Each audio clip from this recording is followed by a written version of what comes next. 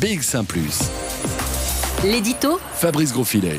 Des annonces en une du soir, de la Libre Belgique, de la capitale, de la dernière heure, de métro et même de l'écho. Le plan climat de la région bruxelloise a donc particulièrement frappé la presse qui consacrait ce vendredi matin une place très importante avec un élément particulièrement mis en avant chez nos confrères, la fin des moteurs diesel pour 2030 et même la fin de tous les moteurs thermiques pour 2035. Moteurs thermiques, c'est-à-dire les moteurs à essence ou même ceux au gaz liquide comme le LPG par exemple. Dans 15 ans donc, plus aucune voiture de ce type ne sera autorisée à rouler en région bruxelloise. C'est la une de la presse et c'est normal si on mesure le caractère révolutionnaire de cette décision.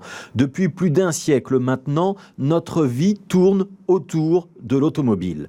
Quelques chiffres pour vous en convaincre. En 2014, avant la Première Guerre mondiale, il y avait 500 000 véhicules en circulation au niveau mondial. En 1939, avant la Seconde Guerre mondiale, on était passé à 50 millions de véhicules. En 1975, 300 millions de véhicules et aujourd'hui, 1 milliard de voitures en circulation. Ça représente une voiture pour 7 êtres humains. Et rien qu'en Belgique, nous avions au 1er août 5 889 000 véhicules privés immatriculés. Ça veut dire une voiture pour 2 Belges. Aujourd'hui, les voitures hybrides représentent 2% de notre parc automobile. Et les véhicules complètement électriques ne sont que 15 000 en Belgique, 0,3%. Autant dire rien du tout. Nous avons donc 15 ans pour changer complètement et renoncer aux moteurs à explosion. Et ça ne se décrète pas. L'achat d'un véhicule électrique, c'est une dépense importante pour un ménage.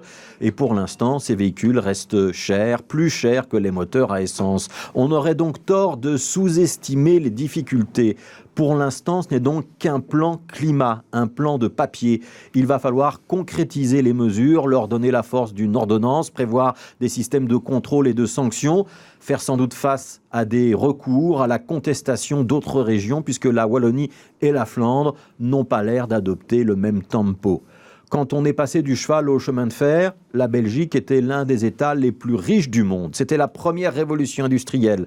On a ensuite abandonné le charbon pour l'électricité. On est passé du chemin de fer à la voiture individuelle.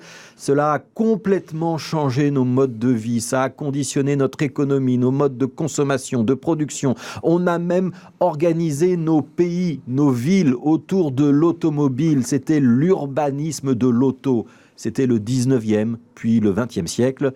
Hier, la région bruxelloise est entrée dans le 21e siècle.